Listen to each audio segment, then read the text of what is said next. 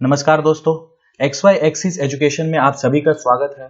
आज हम इस वीडियो में एक बहुत ही ज्यादा इम्पोर्टेंट सरकारी स्कीम के ऊपर बात करेंगे जिसका नाम है सीनियर सिटीजन सेविंग स्कीम। अब ये ऐसी स्कीम है जो भारत सरकार ने लॉन्च की हुई है, यानी इस स्कीम में अगर आप अपना पैसा डालते हैं तो इस पैसे के डूबने का चांस है 0%। क्यों? क्योंकि ये टोटली भारत सरकार की स्कीम है। इस स्कीम को आप बहुत ही आसानी से, इस स्कीम का लाभ आप बहुत ही ज्यादा आसानी से भारत के किसी भी बैंक में जाकर के ले सकते हैं, चाहे वो प्राइवेट बैंक हो, चाहे वो सरकारी यानी नेशनलाइज्ड बैंक हो, या फिर आप पोस्ट ऑफिस में जाकर के भी इस स्कीम को इजीली ओपन कर सकते हैं।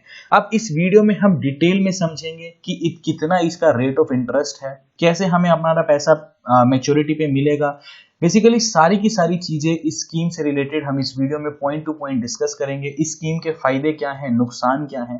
देखो, ये जो स्कीम है, नाम से ही आपको क्लियर हो गया होगा कि सीनियर सिटीजन सेविंग स्कीम, यानी ये जो स्कीम है ये रिलेटेड किसके रिलेटेड है? सीनियर सिटीजन्स की। ठीक है, अब एक चीज ये मैं आपको यहाँ पे ही बताना चाहूंगा कि सीनियर सिटीजन्स के पास एक टाइम पे मान लीजिए एक सरप्लस अमाउंट पड़ा है। ठीक है, अब वो सीनियर सिटीजन सोचता है इस पैसे को मैं इन्वेस्ट कहाँ करूं कि मेरे को ब्याज मिलता रहे थोड़ा बहुत और उसका घर चलता रहे। ठीक है, क्योंकि एक एज पे आने के बाद जब सीनियर सिटीजन की एज कोई भी व्यक्ति ले लेता है, उस समय पे उसको बहुत ज्यादा डर लगता है कि वो इक्विटी में पैसा डाल नहीं सकता। क्यों? क्योंकि उसको बहुत डर लगता है कि म्यूचुअल फंड में बहुत रिस्क जुड़ा हुआ है, क्योंकि म्यूचुअल फंड सारा का सारा पेशेंस का काम है, राइट। तो उस व्यक्ति के लिए जो म्यूचुअल फंड में पैसा नहीं निवेश करना चाहता, जो चाहता है कि मुझे कम ब्याज मिले लेकिन मेरा पैसा सेफ रहे, तो ऐसे व्यक्ति के लिए ये जो सीनियर सिटीजन सेविंग स्कीम है तो वो बहुत ही ज्यादा, मैं कहूंगा, एक बहुत अच्छी स्कीम है। अभी हम आगे बढ़े उससे पहले मैं आपको एक चीज और भी बता देना चाहता हूं कि इसमें सीनियर सिटीजन का मतलब ये नहीं है कि 60+ ईयर्स की एज वाले ही व्यक्ति। अब इसमें भी सरकार ने अलग अलग स्लैब बनाई है। ठीक है, जैसे आर्मी पर्सनल्स के लिए जो सीनियर सिटीजन अकाउंट है उनके लिए एक अलग एज रखी है, नॉर्मल सिटीजन के लिए अलग रखी है, कुछ लोग VRS ले लेते हैं यानी वॉलेंटरी रिटायरमेंट ले लेते हैं तो उनके लिए एक अलग स्लैब रखी है। तो ये सारी की सारी चीजें मैं आपको पॉइंट टू पॉइंट समझाऊंगा कि कितना हमें इंटरेस्ट मिलेगा, क्या ब्याज दर है, सब कुछ, कितना हम ज्यादा से ज्यादा पैसा इस स्कीम में रख सकते हैं, सब चीजें मैं एक एक करके सारी की सारी चीजें समझाऊंगा आपको। इन सब के अलावा भी बैंकिंग एंड अवेयरनेस की ऑलमोस्ट हर वीडियो हम अपने चैनल पे डिस्कस कर चुके हैं। अगर आप भी चाहते हैं कि XY एक्सिस एजुकेशन की हर नोटिफिकेशन आपको मिलती रहे तो इस चैनल को प्लीज सब्सक्राइब करना मत भूलिएगा। अब यहां से हम शुरू करते हैं कि सीनियर सिटीजन सेविंग स्कीम के क्या क्या पैरामीटर्स हैं, क्या क्या पॉइंट हैं। सबसे पहला पॉइंट तो ये है कि कोई भी, भारत का कोई भी व्यक्ति जो सीनियर सिटीजन की एज अटायर कर लेता है यानी 60 ईयर्स की एज में आ जाता है, वो इस स्कीम का लाभ ले सकता है, राइट। उसके बाद जो अलग अलग पैरामीटर्स है वो मैं आपको आगे बताऊंगा। अब ये स्कीम बेसिकली खोली क्यों गई? क्योंकि देखो, कोई भी व्यक्ति जब एक सीनियर सिटीजन की एज में आता है तो उसको कहीं ना कहीं अपना पैसा निवेश करना है, राइट। तो एक पैसा ऐसी फॉर्म में वो चाहता है कि निवेश करूं जहां उसका पैसा डूबे नहीं। क्यों? क्योंकि उस एज में जाने के बाद आप हमेशा यही चीज को देखोगे कि मेरा पैसा किसी भी हालत में डूबना नहीं चाहिए, क्योंकि उसके पास या तो ऑप्शन आएगा इक्विटी का यानी वो म्यूचुअल फंड में पैसा डालेगा, या फिर वो ऐसी सरकारी स्कीम को देखेगा जहां उसका पैसा डूबेगा नहीं। तो उन व्यक्ति के लिए जो सीनियर सिटीजन सेविंग स्कीम है ये बेस्ट स्कीम है, राइट। अब ये स्कीम काम कैसे करती है? देखो, इसमें सरकार आपको ये बोलती है कि मान लीजिए आपने 5 लाख रुपए एक बार के लिए निवेश कर दिए किसी भी बैंक में, राइट। तो सरकार ये बोलती है ये पैसा आपका ब्लॉक हो गया सरकार के पास, यानी सरकार के पास ये पैसा पड़ा रहेगा। मान लीजिए आप यहाँ पे एग्जांपल लेते हैं कि आपने 10 लाख रुपए डाल दिए, राइट। तो सरकार बोलती है कि 5 साल के लिए ये स्कीम में आप पैसा रखो, यानी 5 साल तक अब ये सरकार के पास पैसा रहेगा, ठीक है। और सरकार ये बोलती है 5 साल 5 ईयर्स के लिए सरकार के पास, बैंक के पास पैसा रहेगा, यानी कि जिस भी बैंक में आप खोलोगे। तो स्कीम बेसिकली सरकार की ही है, आप रख किसी भी बैंक में सकते हो, बट इनडायरेक्टली ये सरकार की ही स्कीम है, राइट। तो 5 साल के लिए सरकार के पास ये पैसा रहेगा और सरकार आपको हर 3 महीने में ये जो आपने 10 लाख रुपए रखा है इसके बदले में आपको हर 3 महीने में एक बार इंटरेस्ट पे करेगी, ठीक है। हर बार आपको इंटरेस्ट पे करेगी, राइट। अब आप कहेंगे कि इंटरेस्ट ठीक है तो मुझे ब्याज मिलेगा कितना? तो सरकार, ये स्कीम है, इसके तहत 7.4% का रेट ऑफ इंटरेस्ट चल रहा है, ठीक है। अब इस स्कीम के फायदे क्या हैं? इस स्कीम में फायदा यह है कि रिस्क 0% है, यानी पैसा बिल्कुल सेफ है क्योंकि गवर्नमेंट ऑफ इंडिया की स्कीम है।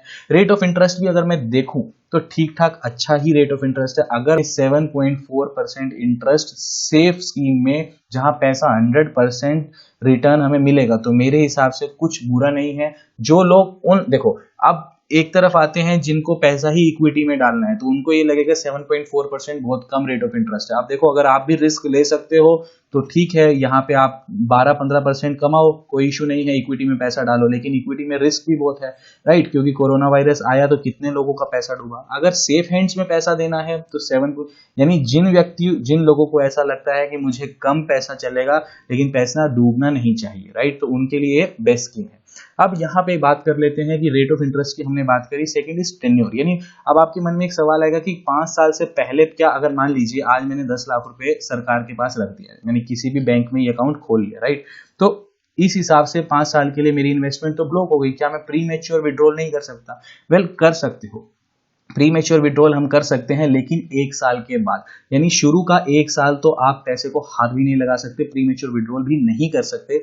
1 साल के बाद हम इस स्कीम में से प्री मैच्योर विड्रॉल कर सकते हैं, लेकिन उसमें भी कंडीशंस हैं। उस कंडीशंस को मैं बता देता हूं। 1 साल से 2 साल के बीच में अगर आप प्री मैच्योर विड्रॉल करते हैं तो इसके अंदर 1.5% आपके पेनल्टी लगेगी, 1.5% ऑफ डिपॉजिट अमाउंट। यानी आपने 10 लाख रुपए रखा है और आप चाहते हो कि 1 साल 6 महीने के बाद आप पैसा विड्रॉ करना चाहते हो, तो इस अमाउंट का 1.5% आपको पेनल्टी की फॉर्म में देना पड़ेगा, यानी प्रिंसिपल अमाउंट का 1.5%। तो आप इस स्कीम में तभी इन्वेस्ट करें जब आपको ये लगे कि मुझे पैसा, मेरे पास सरप्लस मनी है, मुझे 5 साल तक इस पैसे की जरूरत नहीं है, मुझे इसके बदले इंटरेस्ट मिलता रहे, वो अच्छी बात है, ठीक है, तो तभी आप इसको इन्वेस्ट करिए, ठीक है। सेकेंड इज, अगर मान लीजिए आप 2 साल के बाद अगर इसको तोड़ते हो या प्रीमेच्योर विड्रॉल चाहते हो, तब आपको 1% की पेनल्टी लगेगी, यानी 10 लाख का 1% आपको पेनल्टी की फॉर्म में देना पड़ेगा। इसके अलावा इस स्कीम का एक ये भी बेनिफिट है कि 5 साल तक के लिए तो ये लॉक इन है ही है, आप अगर चाहो तो इस स्कीम को एक्सटेंड भी कर सकते हो आगे 3 इयर्स के लिए, ठीक है, तो ये टोटल कितने लॉक इन हो जाएगा, 8 इयर्स का हो जाएगा, ठीक है।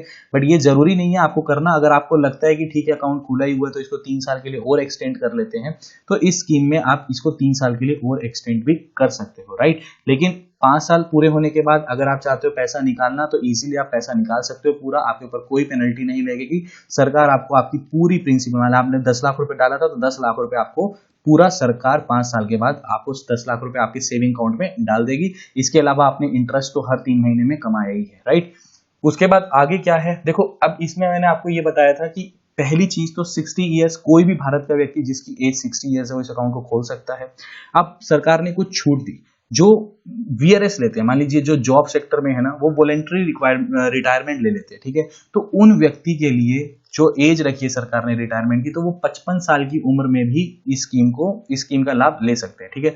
अगर मैं डिफेंस की बात करूं तो डिफेंस से जुड़े हुए लोग जो हैं, आर्मी, हमारे आर्मी पर्सनल्स हैं, वो इस स्कीम को इस स्कीम का लाभ ले सकते हैं 50 ईयर्स की एज में। यानी उनमें से अगर डिफेंस का कोई व्यक्ति है, उनकी एज अगर 50 ईयर्स है, राइट, तो वो 50 ईयर्स की एज में भी ये अकाउंट को ओपन कर सकते हैं, ठीक है। अब इनके अलावा एक अकाउंट रहता है हिंदू अनडिवाइडेड फैमिली का, इसके ऊपर डिटेल में वीडियो बनाई हुई है कि हिंदू अनडिवाइडेड फैमिली अकाउंट क्या होता है, इसका लिंक मैं आपको डिस्क्रिप्शन बॉक्स में भी दे दूंगा। अब यहाँ पे पॉइंट ये है कि एचयूएफ और एनआरआई, यानी जो नॉन रेजिडेंट इंडियंस हैं, ये इस अकाउंट को ओपन नहीं कर सकते हैं, राइट। अब उसके बाद आगे बढ़ते हैं। अब ये पॉइंट ये आता है कि इसके अंदर इन्वेस्ट करनी कैसे। देखो, सरकार ये बोलती है कि मिनिमम तो आपको 1000 रुपए इन्वेस्ट करना है और मैक्सिमम आप 15 लाख रुपए ही इन्वेस्ट कर सकते हो, ठीक है। अब 15 लाख में भी 2 ऑप्शन आते हैं, या तो आप इंडिविजुअल खोलो इस अकाउंट को, तब तो आप 15 लाख रुपए ही ज्यादा से ज्यादा इन्वेस्ट कर सकते हो। अगर आप चाहते हो कि हस्बैंड प्लस वाइफ दोनों अकाउंट ओपन करें तो 15 लाख वाइफ रख सकती है और 15 लाख हस्बैंड रख सकते हैं, ठीक है। तो यानी एक परिवार से अगर दोनों रिटायर्ड हैं या फिर दोनों सीनियर सिटीजन हैं तो दोनों की दोनों मैक्सिमम 30 लाख रुपीस इस स्कीम में इन्वेस्ट कर सकते हैं, ठीक है। अब ये जो स्कीम है, ये चाहे आप इंडिविजुअल लेवल पे खोल लो या फिर ज्वाइंट अकाउंट भी खोल सकते हो, ठीक है, यानी हस्बैंड प्लस वाइफ का ज्वाइंट अकाउंट रहेगा, ठीक है। अब इसमें आप ऐसा भी कर सकते हो कि 15 लाख रुपए पहले मान लीजिए हस्बैंड प्लस 15 लाख रुपए हस्बैंड प्लस वाइफ का ज्वाइंट अकाउंट था, अब एक और 15 लाख का भी आप अकाउंट खोल सकते हो, इसमें भी हस्बैंड प्लस वाइफ का ज्वाइंट अकाउंट रह सकता है। तो यानी दोनों 15-15 लाख 2 अकाउंट खोल सकते हैं और दोनों हस्बैंड प्लस वाइफ का ज्वाइंट अकाउंट रह सकता है। और इसके अलावा एक चीज और इसमें ये भी है कि इसमें मान लीजिए आज आपकी एज 60 ईयर्स है, राइट, ठीक है, आप कोई जॉब नहीं करते, आप नॉर्मल सिटीजन हो, ठीक है, 60 ईयर्स आपकी एज हो गई, आज आपके पास 5 लाख रुपए है, ठीक है, तो आपने 5 लाख रुपए इस स्कीम में लगा दिए। फिर आपके पास 1 लाख रुपए आया, आपने 1 लाख रुपए लगा दिया, फिर आपके पास 1 लाख और आया, फिर आपने 1 लाख और लगा दिया, नया अकाउंट खोल लिया, तो अभी आपके 3 अकाउंट खुल गए, राइट। तो ऐसे करके आप कितने भी अकाउंट्स खोल सकते हो, चाहे आप 100 अकाउंट्स खोल लीजिए, कोई इशू नहीं है, लेकिन मैक्सिमम जो इन्वेस्टमेंट अमाउंट है वो 15 लाख से ज्यादा नहीं होनी चाहिए, राइट। अब उसके बाद आगे बढ़ते हैं।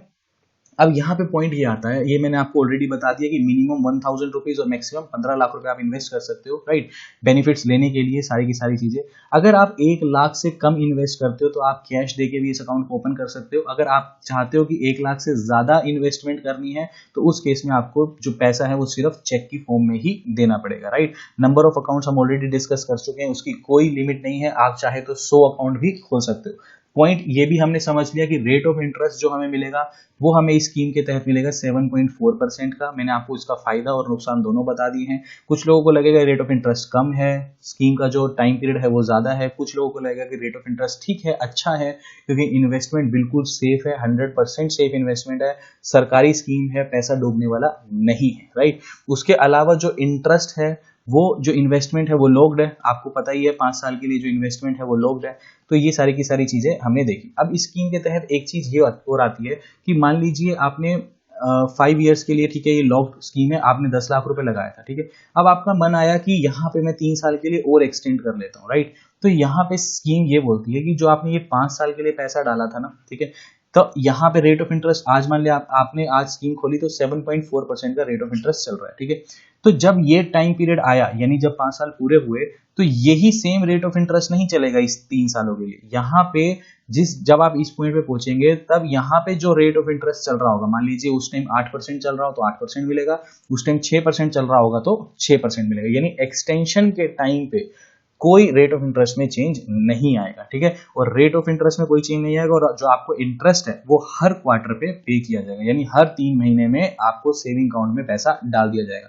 इसके अलावा एक चीज और मैं यहाँ पे आपको बताता हूँ, जब आप ये स्कीम खोलेंगे ना तो एक अकाउंट तो खुलेगा यहाँ पे आपका सीनियर सिटीजन सेविंग स्कीम का, यानी अकाउंट 1, प्लस इसके साथ बैंक आपको बोलेगा कि आप सेविंग अकाउंट भी खोलिए हमारे साथ। क्यों? क्योंकि बैंक यहाँ पे क्या बोलेगा कि आपने 10 लाख रुपए डाले लेट से, इसके ऊपर हर 3 महीने में जो इंटरेस्ट आएगा वो इंटरेस्ट इस अकाउंट में ऐड नहीं होगा, वो इंटरेस्ट डायरेक्टली आपके सेविंग अकाउंट में जाएगा, ठीक है। क्योंकि जब ये स्कीम मैच्योर हो जाएगी उस समय पे तो आपको सिर्फ और सिर्फ सरकार प्रिंसिपल अमाउंट देगी, इंटरेस्ट तो आपको हर 3 महीने में आपके सेविंग अकाउंट में डालती रहेगी। तो ये था एक छोटा सा एनालिसिस, आई होप आपको सब कुछ समझ आ गया होगा। अगर वीडियो पसंद आए तो इसको लाइक करना, चैनल को सब्सक्राइब करना और वीडियो को शेयर करना। तो अभी के लिए this is the end of the video. Thanks for listening and thank you all.